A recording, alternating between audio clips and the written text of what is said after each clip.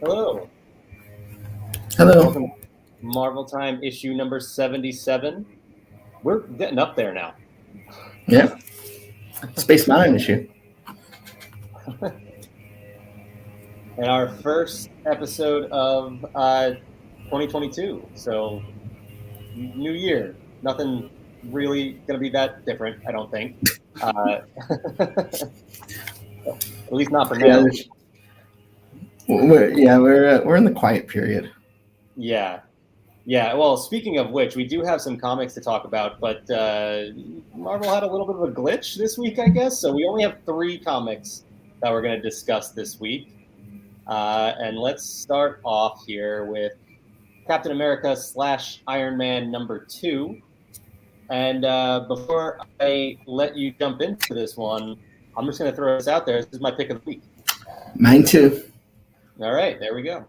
Good start to 2022. Yeah. There was actually another comic book that I really liked too. This is the last one I read, um, but um, it's just the banter between Tony and Steve in this. It's just too good to not pick it. Yeah, I totally agree. We talked about this when we discussed the first issue in this new series that just going back to a somewhat simpler time for these two characters is it's nice. Coming off of Civil War, like we're in that time period there, and I really like going back to that time for these characters, and their relationship is a lot of fun, and you get, like you said, that banter between the two of them is really fun, and even with Iron Man taking some shots at Ohio randomly. Uh, but yeah, I've really liked the art of this series, and this issue didn't disappoint on that front. So I delivered some more great pages there. Yeah, I mean, there's just a lot to like about this series. I'm really interested to see where it goes. Yeah, and it's not usually these sort of kind of comics where I take two characters and I push them together, and because they both have big names, but also they're not very good a lot of times. But this one, this isn't a big title like Inferno where you expect a big story, but like this is probably, I mean, it's my favorite comic of 2022, and I think a little underrated. Yeah, I'm with you on that. I don't think that'll hold up for the entire year, but I agree that it's my favorite so far. Yeah, and you make a good point that these mashup comics don't usually work out all that well, but when it's Cap and Iron Man, I mean, those are characters that are together so often that it makes a lot of sense. It's basically an Avengers issue here. So, yeah, I really like that. And So good start there. it goes back to some cool stuff like the 50 States Initiative and some great Yes. characters from that. So it's just, not that you have to have read all those things from a decade ago, but it's there. It provides a level that if you did read it or you're at least familiar with it, um, you'll you'll get a little extra out of it. Yeah, and they go into detail on what the 50 State Initiative is. They talk a little bit about Secret Empire, which this plays off of as well, which is really cool. And yeah, you don't necessarily need to have read all of those comics, but it helps, and it's a lot of fun for us longtime comic nerds. Moving on to our second issue here, The Amazing Spider-Man #84. Beyond, I really liked this not one. beyond. You forgot the dot beyond, Oh, sorry. Oh, is this a dot beyond? I thought it was just isn't it? 84. Oh, I mean, I think it's just a continuation of the Beyond story, but it's number 84. really? Yeah, I don't see anything on the title anywhere, but Well, then the Marvel people lied to me when they emailed me this morning. So I feel hurt personally. I'm sure it was just your email that said that. Everybody else was different. But I really like this. I'm really liking Ben Reilly, to be honest, as a character. I mean, he's still not, obviously it's not Peter Parker. It's still a different character wearing the Spider-Man costume, and it's still weird. But I do really like Ben Reilly. I'm curious to know if you feel the same way or if you just want Peter Parker back.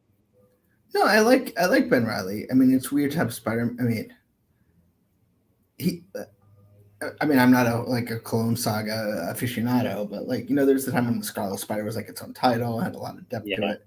So it's weird that Spider-Man's been him for a while Peter Parker's is still Spider-Man. I mean, I guess that's going to come to a head fairly soon. But what I liked about this issue is just Doc Ock. Like, it's cool when villains take down villains. Mm-hmm. And, we don't really know what's going on beyond, but Doc Ock seems to. And so it'll be interesting to see how that plays out. Yeah, I really like that too. I thought it was strange. Doc was based on, I don't remember what issue it was recently that we read with Doc Ock teaming up with Aunt May. This feels like a complete 180 for him here, although I guess we don't really know because we don't know his motivations with Beyond here. But so I'm curious to get answers there because it seemed a little bit strange. I kind of took it like he's viewing these guys as the bad guys, so he gets to be his true self without feeling guilty about it. So it's like, I'm going to be Doc Ock because you guys are bad. So therefore it's not like he's hanging out with Peter Parker and Aunt May and, he has to behave himself. It's like, it's like he gets to be whatever you want to say, be Ocky. Yeah. Yeah, that does make sense. So I'm like I said, I'm curious to see is Doc Ock going to be the one that takes down Beyond? Like, it feels like they've been building up for a long time that Ben is going to turn on them, or maybe Peter returns and takes them down. But now Doc Ock has a big role to play, apparently. I also, one of the things I really liked about this, we've seen it from Ben Reilly in previous issues, but I feel like this issue in particular really stepped up the Spider-Man quip game and gave us some really good ones. So I had a few laughs in this issue. So definitely like that for sure. Anytime you get that in a Spider-Man title, it's a big plus. Absolutely.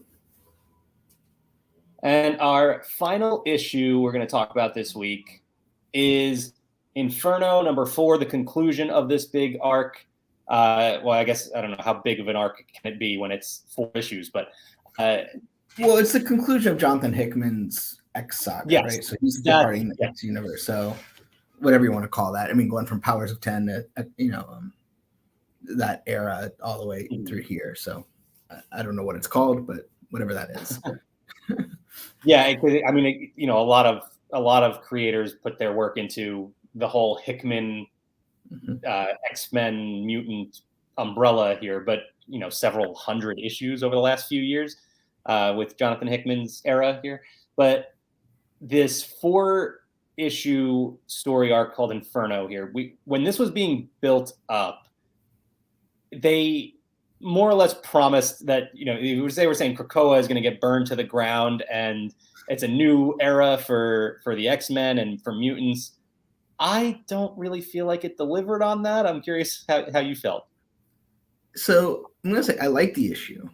I liked it was accessible. It was pretty clear what was going on. It brought a lot of stuff that's been bubbling up for a while to a head.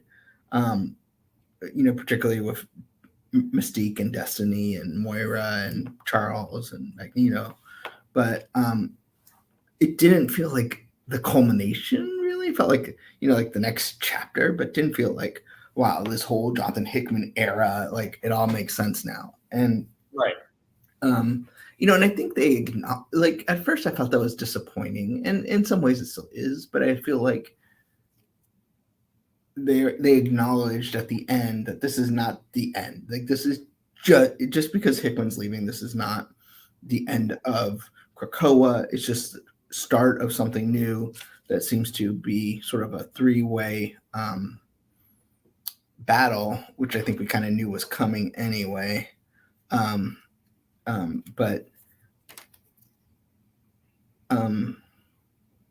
Yeah, so I mean, I like the issue. I think the hype was too much.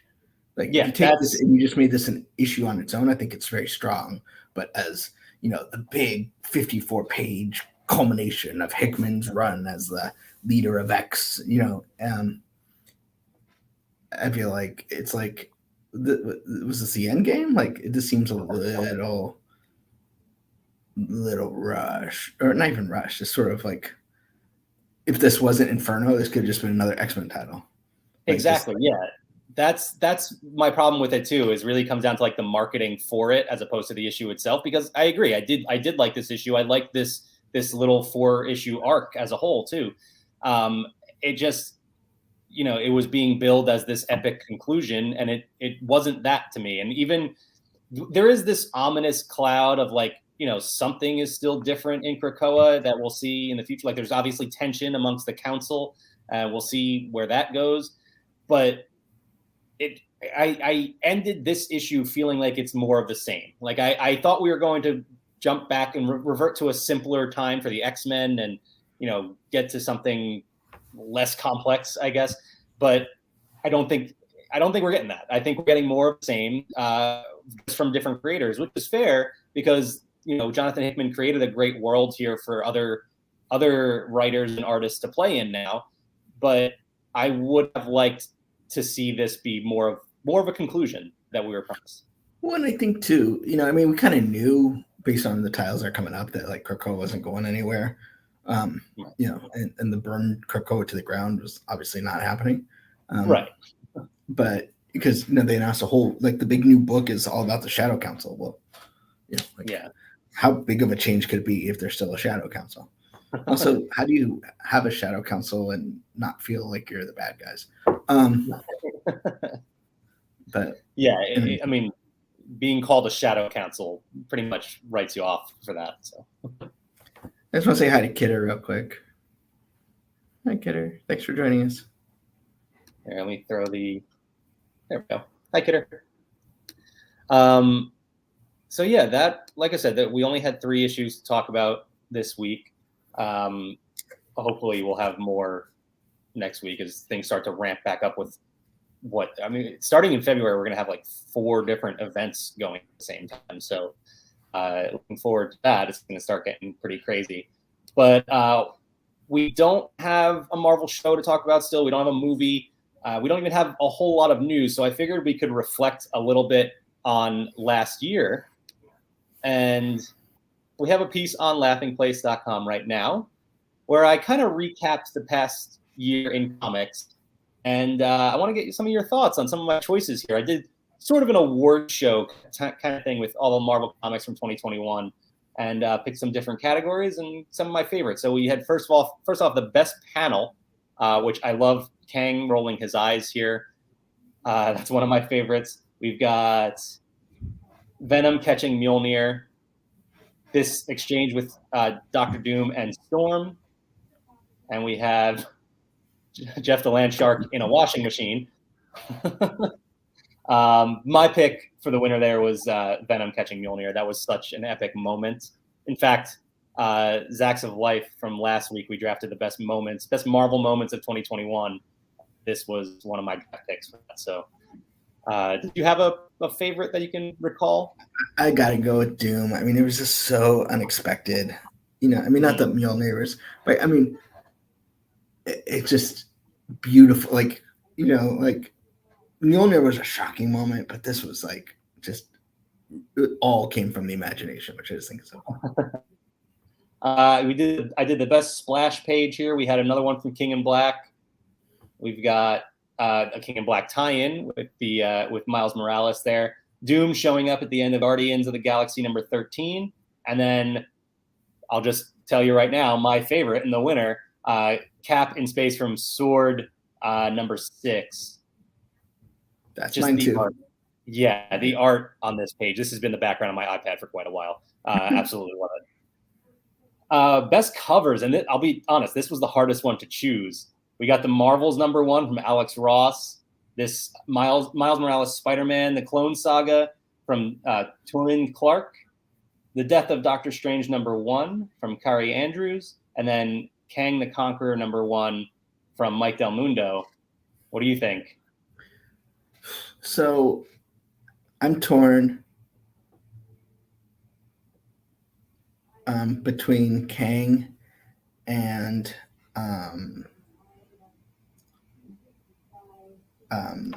I'm sorry, what was the other one? The Doctor Strange. Yeah, I mean, this was so hard to pick. I honestly, I showed these to a bunch of people and got their opinions on this because they're all so good, but decided to go with the Marvels. Number 1, Alex Ross delivering once again, as he always does. Best event in 2021. I mean, there wasn't much competition. We had some good events, but King in Black was an all-timer. We also had Heroes Reborn, Sinister War, and the Hellfire Gala. I enjoyed all 4 of them, but there was no surprise King in Black was going to be the winner. I have to imagine you agree with that. Yeah, I do. Right. Best new series. We've got Moon Knight from Jed McKay. We got Kang the Conqueror from Colin Kelly and Jackson Lanzing. Hawkeye Kate Bishop from I don't know how to pronounce this one. I'm sorry, but Marique, Nick Jamp, and Way of X from Simon Spurrier. And I decided to go with Kang the Conqueror. I really, really enjoyed that series from the past year. Yeah, I would go with that too. And then finally, best issue, we had Venom number 200, King in Black number 5, Devil's Reign number 1, which is sort of a late entry there. And then a surprise pick for me, I think Strange Academy number 10. Really, really love Strange Academy, and this was my favorite issue of the series. And my pick was an easy one again, King in Black number 5. I mean, Venom caught Mjolnir, and that was really all I needed in that issue. I'm gonna go with Venom 200. Yeah. I like the father son stuff in there. Thought that was cool. Yeah, I agree. That was definitely another one of my favorites. It was pretty close, but King in Black was just too epic for me to pass up. We also have a post online place right now where I ranked the 14 Marvel shows and movies from 2021. Yeah, there were 14 of them. It didn't feel like it was that much, but there were a lot of Marvel projects in 2021. Real quick, I'll run through. I'm not going to go through all of them, but no surprise, Venom Let There Be Carnage is number 14. There were some things like Behind the Mask, Hit Monkey. Obviously, What If is familiar, but Assembled is one that would slip people's minds. But going up to the top, we had... I like how you just spent all your time talking about how much you love Venom comics this year, and then the Venom movie was your last. That says everything you need. And it's funny because it wasn't even a difficult decision. Like, they were complete opposite ends of the spectrum, like almost objectively. Like, they have to be in those positions. I have Eternals number 5. It remains that I enjoyed Eternals, I think, a lot more than most other people did. And I'm really looking forward to watching it again on Disney Plus on next week on January 12th. WandaVision was my number 4. And then Hawkeye sneaking above WandaVision. I said these top 3 or 2 through 4 are basically interchangeable. I think depending on the day, they could be in a different position on this list. Hawkeye number 3 right now, Loki number 2, and then want to take a guess at what number 1 was? I don't think there's any surprise here. There's only one choice, really, right? Like, I mean, it's Spiderman No Way Home. There was no question. So you can check out the complete list as well as the Marvel Comics awards on laughingplace.com right now. Now we do have some news to talk about, not a whole lot. And perhaps unsurprisingly, start off with Morbius was delayed once again and will now be coming to theaters April 1st, moving back from January 26th. I mean, any momentum that this movie could have possibly had. This is New Mutants now. And actually, I heard that this has now been delayed more times than New Mutants, which is surprising. I think I saw someone tweet like, "Wow, the 3 Morbius fans are going to be heartbroken." Yeah, it's what's and actually, I'll give Cole, our Laughing Place teammate here, some credit. He said the most disappointing thing about this is that now he has to see the trailer in theaters, several more times before the movie actually comes out, because this trailer seems to be attached to everything. And so April 1st, I guess, I don't know. I guess we'll see it eventually. I'm not heartbroken like you alluded to. Wastelanders Black Widow will be coming on January 10th, which is Monday. The latest podcast in the Wastelanders series. We had the Star-Lord one a while back. So yeah, January 10th we'll be getting the and the announcement here was basically just the date because we knew it was coming in January, but now that we know it'll be coming next week. So looking forward to checking that out. We have some interesting merch. We've got the Falcon and the Winter Soldier Loungefly accessories that are now available for pre-order on Entertainment Earth and will be available in February. Kind of weird that some Falcon and the Winter Soldier stuff dropping now, but so we have this.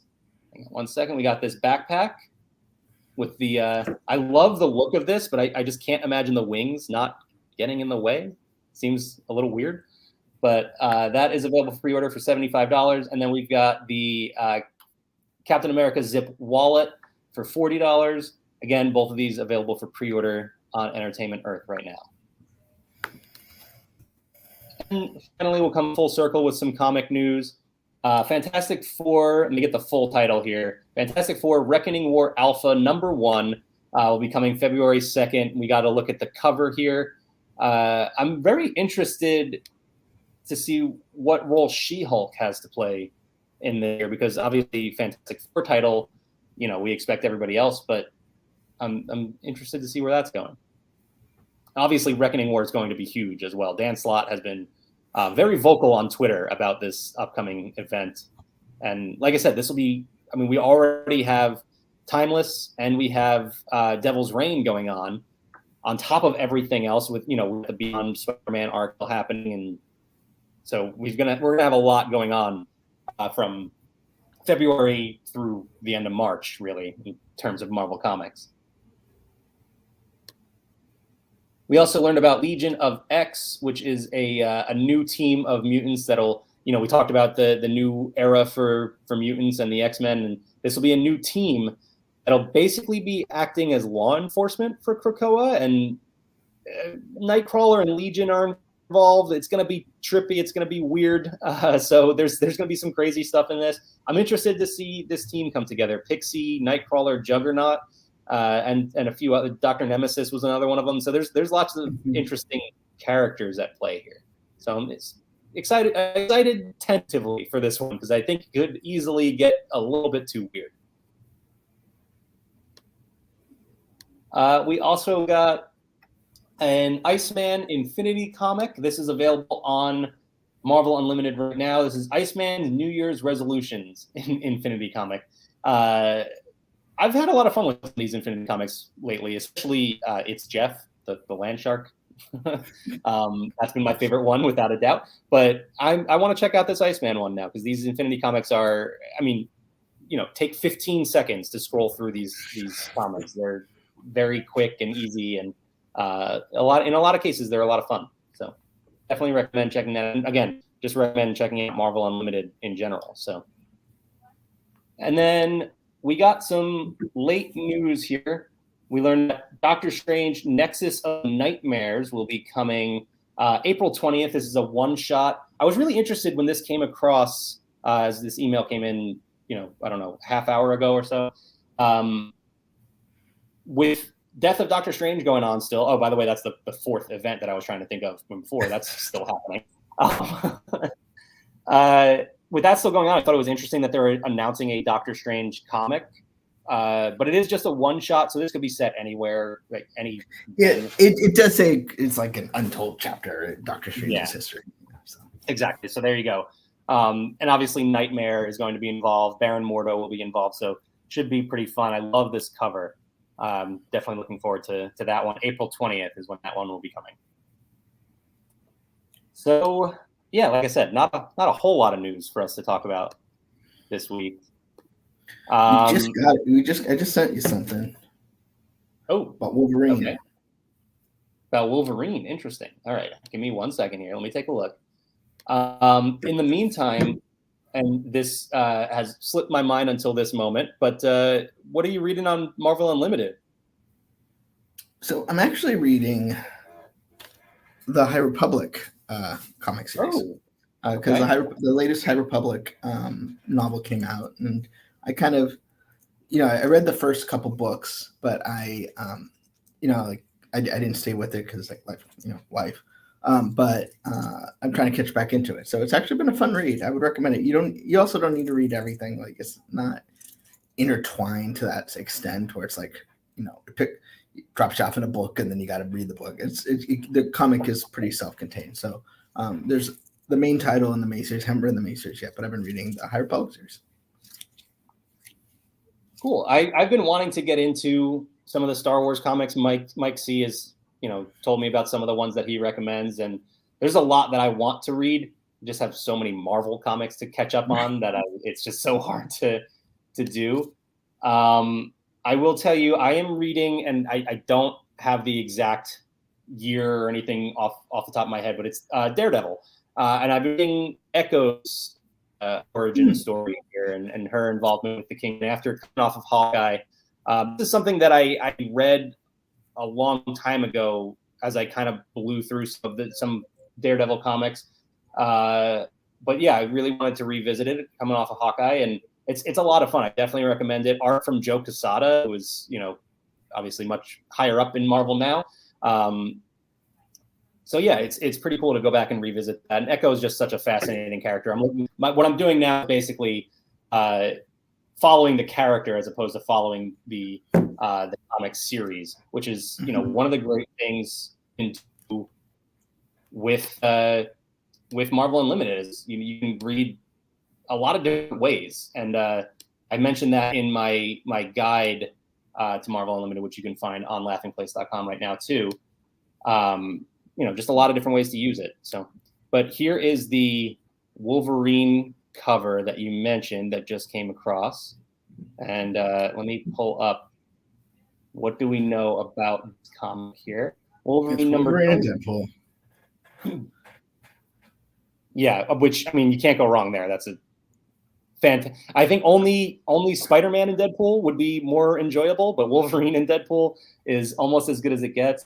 Wolverine's ongoing series returns this April with more thrills with the same all-star creative team, Benjamin Percy and Adam Kubert. Let's see here. Deadpool. So this is spinning out of the sort of mini event of X Lives of Wolverine, 10 Deaths of Wolverine kind of thing, and then so it spins out of that. But now Deadpool, who was most recently the king of Staten Island, wants to be a part of Krakoa. So you can imagine how Wolverine would take that news. But then they discover a secret plot. So it's basically the bringing in of Deadpool into the Krakoan age, which is, we don't know much about the Wolverine event, but probably a neat way to kind of spin out of that.